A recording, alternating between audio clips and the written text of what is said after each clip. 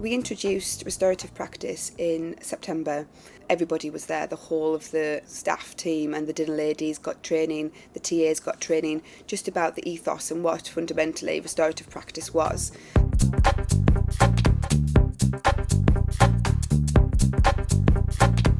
The main differences I think that we've found here are that the children seem a lot happier and a lot more content and willing to open up with and talk about how they're feeling. So if there's a problem, they tend to not come all shouting and feeling angry, but they're willing to just come and calmly tell you what the truthful problem is.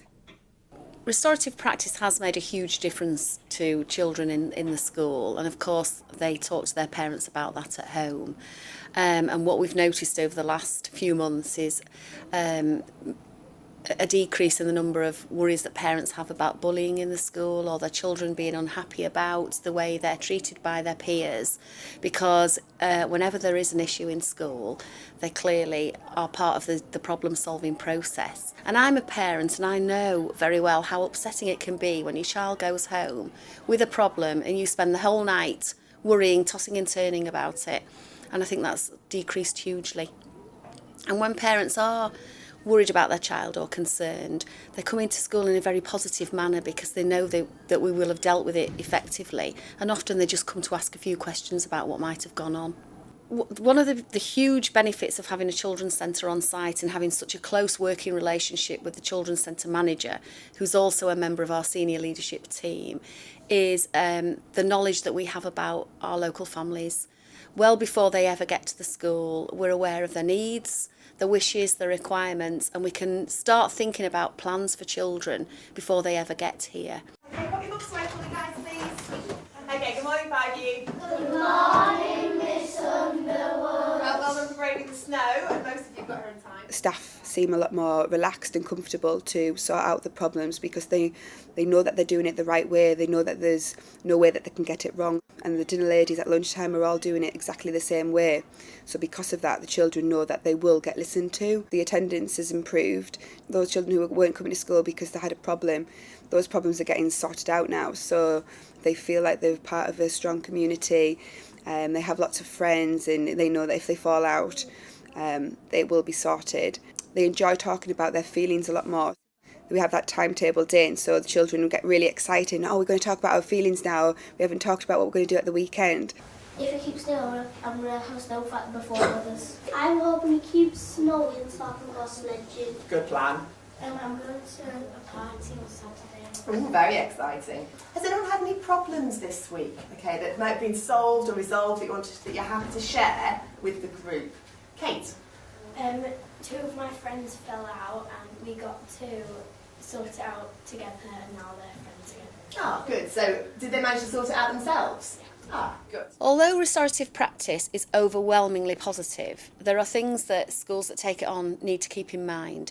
For instance, it does require the commitment of all the staff. Everybody has to be committed to restorative practice and to work in a consistent way around it. It also takes a very long time. When you solve a problem with children, you can't just say, right, you're going to stay in at dinner time. You have to discuss at length the issue, the people involved, and come to a consensus with the children involved about what the outcome might be. And that in the first instance does seem like a huge commitment of time, but it isn't in the end because you don't get the same problems over and over again. So if you can put in that time in the first place, then you do reap the rewards afterwards.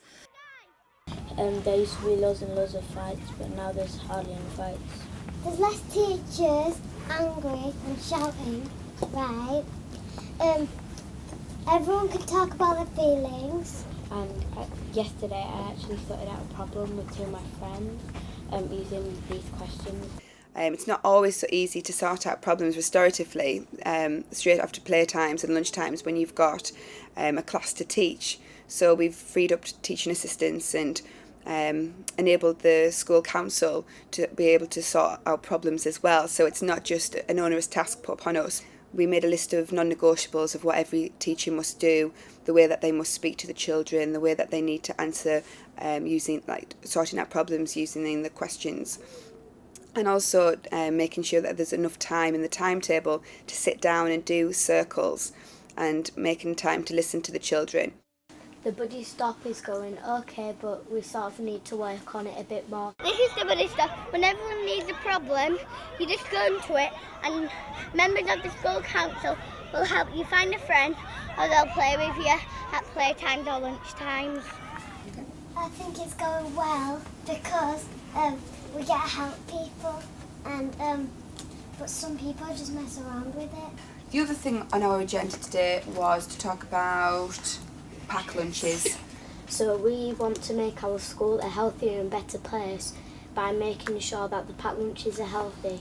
What we've started to do in staff meetings is we're in phases. So at the beginning of each phase meeting, we're beginning to talk about, we'll almost practice a little bit more the restorative practice techniques, and talk about things that we do as a staff and how we're feeling, and the staff also are able to voice their opinions and talk about things if they have a problem with, rather than feeling like they couldn't open up to the head teacher. We all open up, and if we've got a problem, we usually talk about it and sort it out as well. So it's good that we're modelling it for the children. We've equipped the teachers to use effective language. So it's part of one of the things that we need to do is to let them know, and the children know, how they've affected us with their behaviour as well. So quite often you walk past classrooms and you hear teachers saying, well, you've made me feel really sad with that behaviour. Rather than getting angry, they're able to see how they're having an impact on us as well. So that's another thing.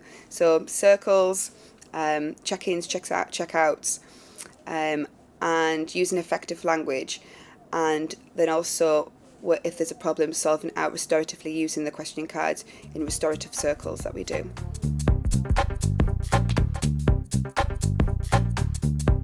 When people push and shove the classroom, I feel frightened. Whenever there's a problem, we must think of restorative questions to help sort it out. What has happened? How am I feeling? Who has been affected by this? What needs to happen next to sort it out? We can also ask the school council to help us sort out any problem during lunchtime and playtime. They're feeling good that they've sorted out the situation.